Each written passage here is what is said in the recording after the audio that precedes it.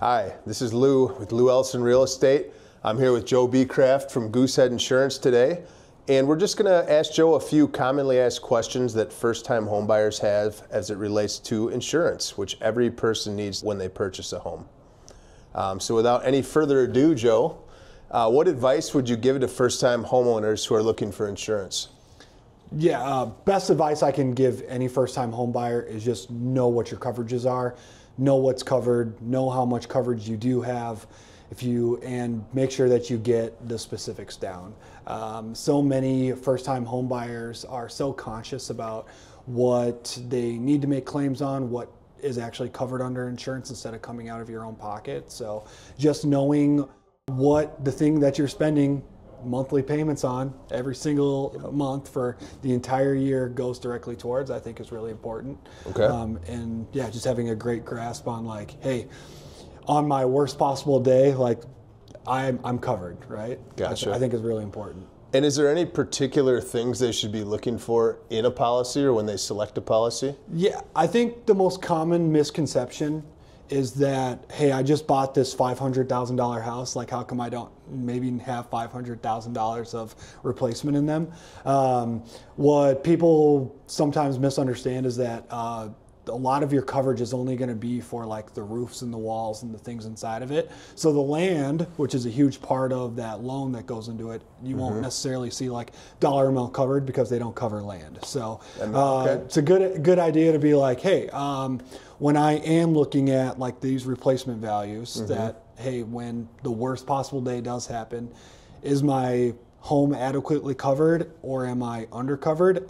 That's where people like to get kind of or be confused, is that insurance won't cover the land on top of the home as well. So just keeping an eye out for that. Obviously, the closer to that loan amount, the better for coverage. So when you are getting a lot of these different quotes from different insurance agents, that higher value to your home of what you're spending on is generally safer coverage. Got it. All right.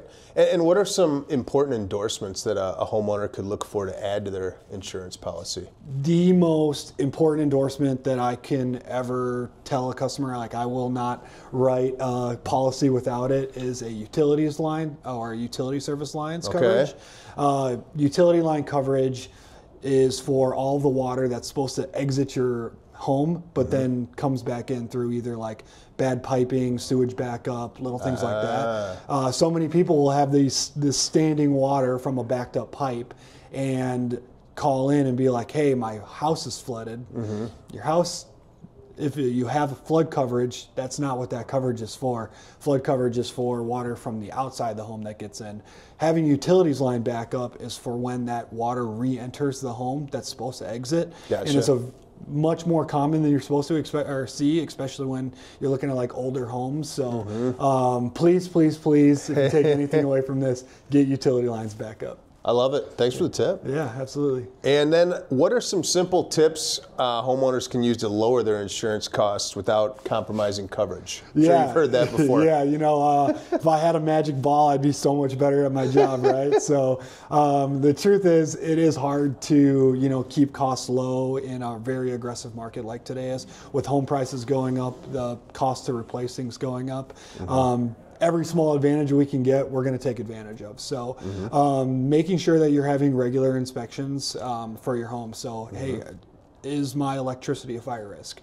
Especially people who have had homes since that have been built in the 80s or 90s now. They are considered older homes. Right. They need to have these regular inspections to make sure that those builds are up to date. So, hey, are my fire alarms working correctly?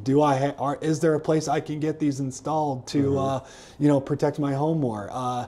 Do I have a Ring camera or any sort of security for that home? All these are small little pieces that your insurance agent should be collecting from you anyways to fight for every piece of dollar that we can get back for you. So take advantage of like the small security things, even getting a fire extinguisher in your kitchen, all the small things like that really do help your agent get you the lowest possible price for the best possible coverage. So you should have something for high fire areas anyways. So, Right. Okay. Well, we really appreciate your time today, Yeah, Joe. absolutely. Anything else you want to add before we part? You know, insurance is a tough market right now. Just as we're seeing with like mortgages staying high and home prices going up, insurance kind of follows that as well. Being able to work inside of insurance and being able to look through multiple different lenses is what makes kind of being in a broker position really fun and aggressive. So if there are any questions, I'd love to be a resource for you. Awesome. So, Well, thank you very much for your time, Joe. yeah, absolutely. And this is Lou with Lou Elson Real Estate. We'll see you soon.